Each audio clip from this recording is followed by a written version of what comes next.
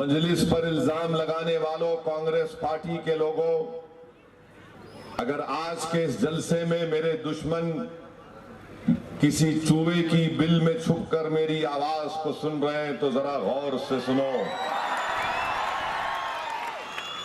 जरा कानों से मैल को निकालो जो तुम्हारी कान में तुम्हारी कांग्रेस की मुनाफिकत और चापलूसी की वजह से जो तुम्हारी कान में मैल जमा हुआ, तुम मेरी आवाज सुनते रहो, तुम्हारे कान का मैल और तुम्हारे दिमाग की जो नफरत है वो खत्म होगी।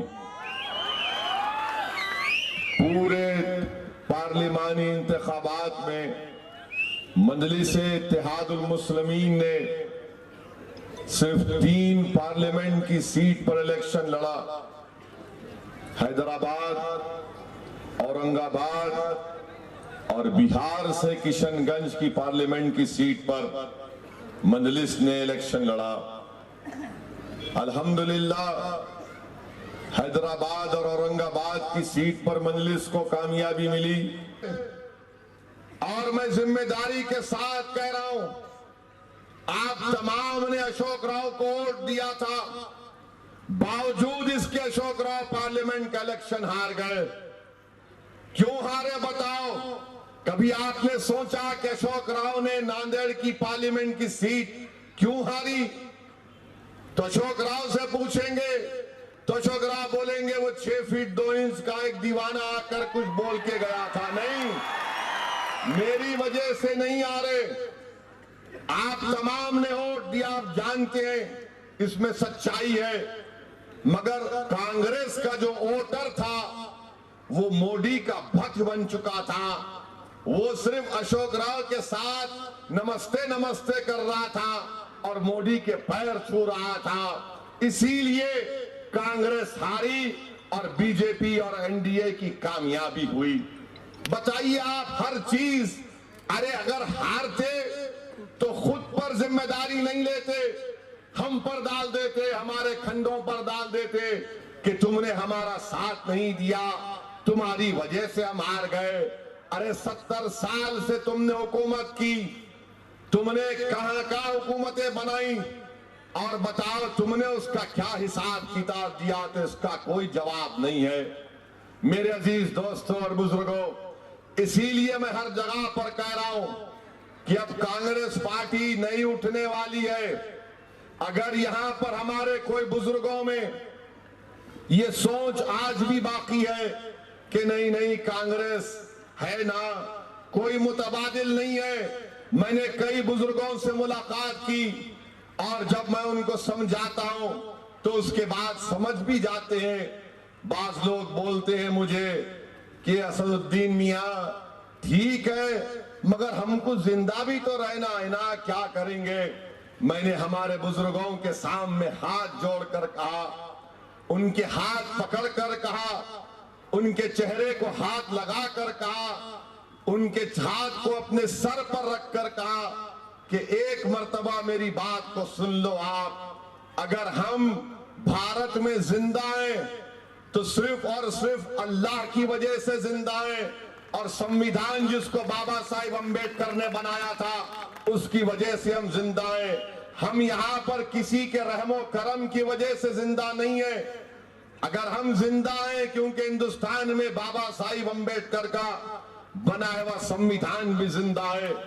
और अगर तुम ये समझते हो कि जिंदा रहने के लिए तुमको बैसाखियों की जरूरत है, मैं तुम्हारे सामने पैगाम देने आया हूं कि तुम इन बैसाखियों से आजाद कर लो अपने आप को। मैं तुमको हिम्मत दिलाने आया हूं कि तुम में इतनी ताकत है कि तुम बगैर बैसाखियों के न सिर्फ तुम चल सकोगे बल्कि तुम दौड़ सकोगे।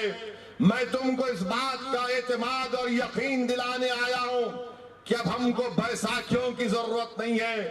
तुम अगर मेरे कंधे पर हाथ रखकर खड़े हो जाओगे, अगर तुमको मंजूर है तो तुम मेरे कंधे पर खड़े होकर बैठ जाओ। तुम कांग्रेस का साथ छोड़ो, मेरे कंधे अल्लाह ने बड़े मजबूत बनाए, मैं इन कंधों पर बिठाकर तुमको लेकर फिरने को तैयार हूं।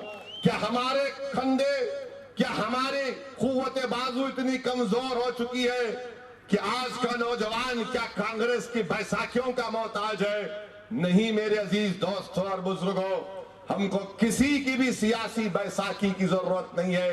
जरूरत है तो हमको एतमाद पैदा करने की, जरूरत है तो हमको अपने आप में यकीन पैदा करने की। और बिल्कुल ये बात सही है कि हालात खराब है, मगर मेरी इस बात का यकीन कर लो तुम कि ये रात बड़ी अंधेरी है और ये अंधेरी रात लंबी रहने वाली है। और अगर तुम इस अंधेरी रात में अपना सफर करना चाहते हो तो याद रखो, अंधेरी रात का सफर किसी बैसाखियों के सहारे तय नहीं होगा। अंधेरी रात का सफर उस वक्त होगा जब तुम अपना रिश्ता अपने खालिक से मजबूत कर लोगे।